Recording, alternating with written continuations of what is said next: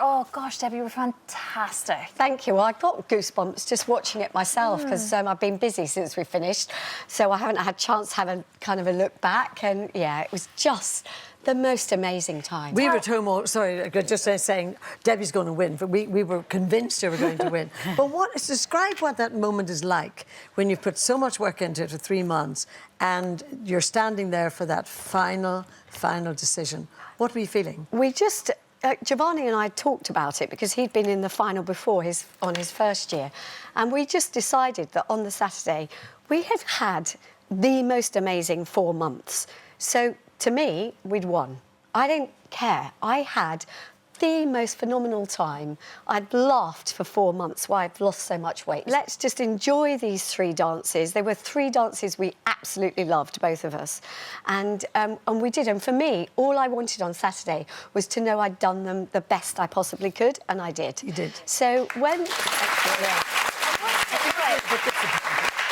I just thought, you know, the 4 finalists all deserved to win, so it didn't matter. I had a great time, and you know, I'd have to dust the glitter ball. That's just another job. and as we have to have every year with Strictly, of course, there's been the romance rumours between you and Giovanni, which I'm sure are ludicrous. But they're totally... I mean, we really do have a very special chemistry.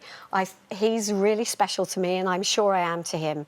We love each other to bits, but there was nothing more than a friendship and this amazing working partnership. And we loved dancing together, and I think that's why people thought there was a romance, because when you dance, it's very physical. Because there's been so many, I think. But also just dances. I mean, look at La La Land, what a huge hit that was. Because you do just get transported. And I think that's why it's difficult for couples, because you really have to sell the dance. You have to look like you love the person. Great. And I also think that you'd always sort of been in Paul's shadow, and I think this time people got to see the real personality of Debbie McGee.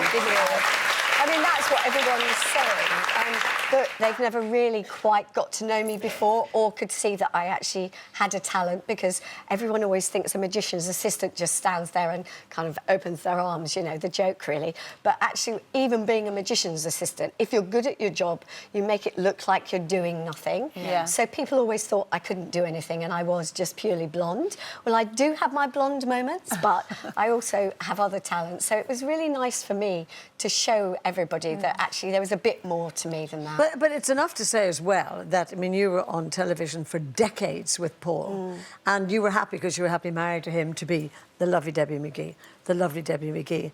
But now that I call it being reborn, it's like suddenly you've got a whole new career and a whole new life. It does feel like that, and you know, lots of people have asked me that sort of question, and you know me very well. When I married Paul, I'd had a really good career in the business, but I just had seen lots of show business marriages split up and go awry. I always put him first. I have no regrets over that at all. I had, you know, over 30 amazing years with Paul, and in those days, I just thought, well, if I go and push my own career, we won't see each other. And I did odd things through the years when, you know, I did other things. But if it took me away from him for too long, I then thought, no, I won't do that again because I want to be with him. Life's too short. I didn't want to sit in a hotel room on my own and him be in another hotel room on tour somewhere else. I wanted to be with him. So what do you think he would have thought of this whole Strictly? He would have loved it, Nigel. Craziness. He would have absolutely loved it, because if I did well, he was always happy for me. So, yeah, he'll be looking down on me every week. Well,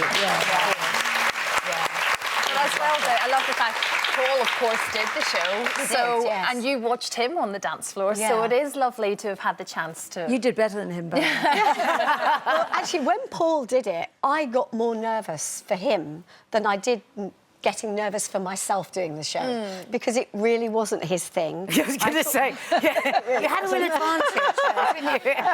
And so every week I'd go and watch him, and I was like rigid with nerves for him, thinking, will he keep in time with the music? Will he actually get through the dance? Which he did. I mean, he did much better than I thought he would when he did it. Deb, I've got to say, you are one flexible lady. Yes. Oh, my... Oh, that leg. It was just... I mean, I have no appreciation of dance because I can't do it, but I know when I'm looking at something that's beautiful, and you were just beautiful on the dance floor. The interesting thing was, well, on the very first week, when Giovanni and I started working together, I wasn't anywhere near as loose. I couldn't do the splits. I could get to about there, a V shape. Yeah. Because even with yoga, I'd never bothered doing the splits for years and things like that. But he said to me, stretch every day. So every day I used to go in half an hour before him, do a warm-up and stretch, so that, you know, by week 4 or something, I could get into the splits quite easily. Do you think anyone could do the splits if they tried? I really you want to be able just to do have the to, splits. anything that's physical, you just have to keep doing it.